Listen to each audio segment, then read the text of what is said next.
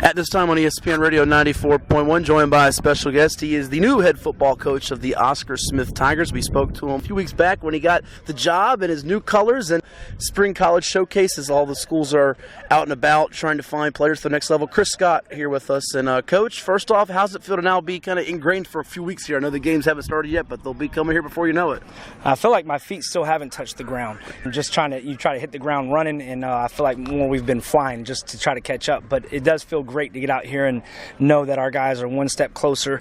They've done a great job of buying in the process of lifting weights, taking pride in that, and the running and the agilities, and then being able to showcase that. So it's kind of good timing in regards to we got going right away. Now they get a chance to see why we're doing it because of these college coaches kind of getting a chance to come out here and check them out. And so from there, it feels really, really good, and it seems like the guys have a good feel or roar about them when they get a chance to come out here and coach and put on our play and put on a show for the coaches. Sure, and I'll get to your key guys here in a moment, but has the shock factor kind of worn off? I imagine when you got hired, it was kind of that shock of a couple reasons. One, you used to be the Oscar Smith enemy when you were at Ocean Lakes. You go from public to private there at Bishop Sullivan, now at public sector again here at Oscar Smith. Has it just the reaction, has it kind of worn off, you think? And what was kind of your reaction from that? Well, I think you ask if it's worn off. I went to go set up the fields today, and I entered from the visitor side when I was pulling in the pads, and I just thought, like, we had some great games out here and it's been some great athletes out here, and it did kind of sink in when I look up and go,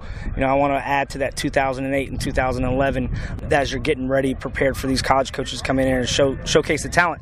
So it is settling in, but every now and then it's just like, wow, this is really neat. But I'm excited about being part of the tradition, and we got a great group of young men that are working, as you said, that we'll lead in and talk about. Yeah. But they'll hopefully get us back to that game and let us finish it. Well, I think the headliner you begin with, and there's so many guys you can start with, but Malcolm Britt, the linebacker for you, who's got the FBS attention from the Temples, the ODUs, Power Fives, Ivy Leagues. He's one that gets it done in the classroom and on the football field, and someone that probably can rub off on others, right? Yes, definitely. I mean, he comes over, and it's not really a matter of the team voting or me designating him captain. It's more so like his actions have already puts him there, and so it's great to walk in and find a leader like that. I'm excited about getting him going. He moved around really, really well today. That was his deal. In the L drill and a little bit of the one-on-ones, I think he got a chance to showcase what he can do in moving, and the fact that he's up to 210, 212 pounds, and the fact that also we're going to bump him inside a little bit. And some teams are excited about that. He picked up Dartmouth today, and East Carolina is really excited. Temple about the deal of him possibly playing a little bit of Mike and Will. Okay. And for you, I mean, defensively, it always kind of starts in the middle of the defense with a linebacker like that. So he's one that I would imagine could be, if everything goes right, he's a player of the year candidate, be it on a district, regional, state level. He's got that type of ability and talent. Yes, the ones that I've coached before, he's got all of those intangibles that I've seen. The neat thing too is that by putting him on in the middle, he can get left and he can go right, and so hopefully that'll help him in making that deal for an all-state candidacy, being able to make tackles on the left side of the ball and the right side. So I really, really like him getting a chance to do that.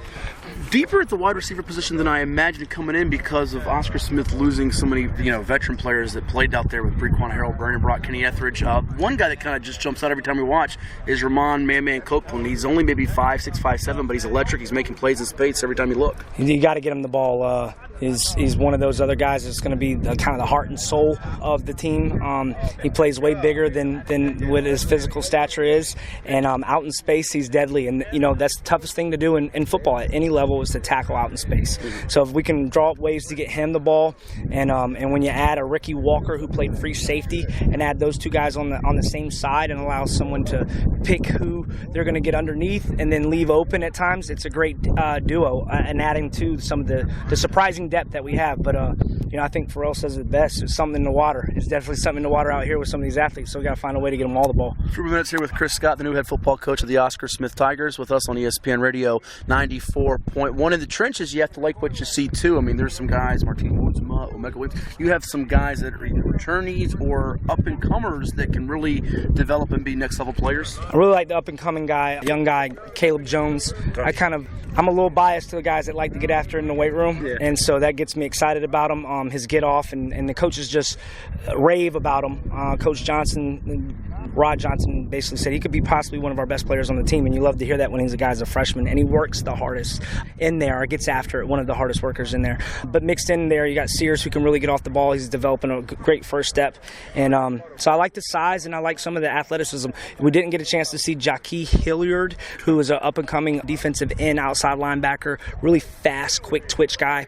He comes from a pretty good pedigree of guys I've had a chance to coach, and Eli Harold, Sage Harold, LaFonte Thurgood, Justin Hunter. He's one of their cousins. So it's like, guys. Yeah, I've had a chance. So I'm really excited about him. He's got a 3.4 GPA. So just he wasn't here today because of a little illness, but I do feel really, really good about Coach Joe Freon and Coach Lilly getting that defensive line going. I asked this to a coach of the day, and I'll throw it your way. And Oscar Smith's known for having so much talent.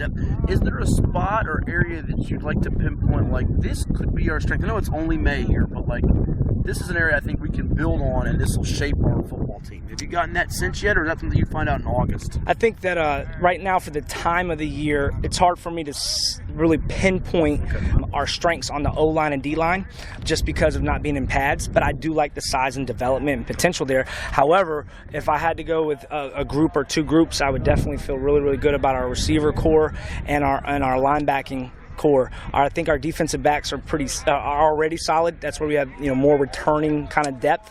But that the young guys in Maurice Freeman, Marquez, T. Richardson, Malcolm moving inside. We got Tyvon Norfleet. I mean, again, I'm probably leaving 3 or 4 out. I just love that strong safety to inside backer from the left to right. The guys can fly around and move around with speed. Our first 7-on-7 deal, those guys had 11 interceptions in 3 games, and I've always known that Smith is very athletic.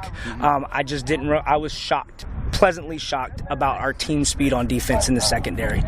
Quarterback position is always a hallmark position. Any football team, any level. We're talking high school, college, or pro. And even going back to your days at Ocean Lakes, you've had some great ones. Oscar Smith's had some great ones here lately. Kind of been spoiled away with Sean Mitchell and Cam Kelly. Are you okay at this stage here in May not having that premier name? And what's your outlook on QB right now? Yeah, well, we want our guys. Our quarterback guy, typically, when you're the quarterback, you end up with a big name because you're a quarterback or the quarterback on a big-time team. I kind of like that they're where they are in regards to being a blue-collar type group. They've just got to go out there and work to earn the respect and to earn that position and that title of that position. But I like where we are. I like it more today than yesterday and then last week because I feel like we're gradually getting better. So, I'll squeeze on Coach Thurgood and tell him, he's on the clock. He's got to get those guys ready. It was a pretty good one for you, Ocean Lakes. Last one in the district. You're a new guy coming into Oscar Smith. There's been some other changes in the district with Kings Fork getting Kermit Buggs, Lakeland Joe Jones. Are you liking the fact that there's kind of some mystery to this district as you go into it 2019? I do. It's interesting. You look at some of the different conferences a couple years back when a couple of those Florida jobs opened and had some big time coaches move in at various spots. It's like, you got a mystery, and Coach Fairby is really, really good and established over there. And then you throw in a coach from the old days or a couple years back over at Great Bridge, and he's back in the mix and done great things in the past. And then, you got a great college coach over there at Kings Fork. And now Joe Jones kind of knows exactly how to win as a player and as a coach, and he's going over to Lakeland. So it's definitely a good mix. I would like to say I'm amongst definitely coaches that I feel like are going to make me better and challenge me as a coach. So I'm excited about going against all of those guys as well. Thank you so much. Look forward to see what the Tigers do in 2019 and beyond, and we'll talk to you soon. Thanks a lot.